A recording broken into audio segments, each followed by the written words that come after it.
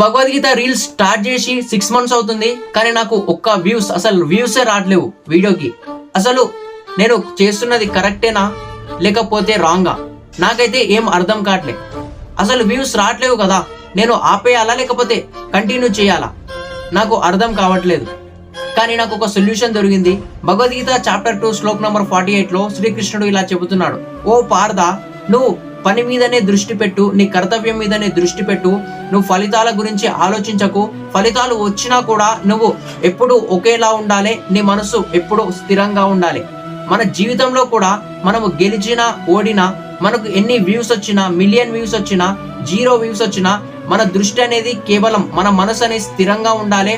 మనము ఎప్పుడు అహంకారం అనేది పెంచుకోవద్దు. రిజల్ట్ వచ్చినా, మంచి వ్యూస్ వచ్చినాయని అహంకారం కూడా ఉండొద్దు. కాబట్టి మనము ఈ రెండు మనము మెయింటైన్ చేస్తే మన జీవితంలో బ్యాలెన్స్ ఉంటుంది.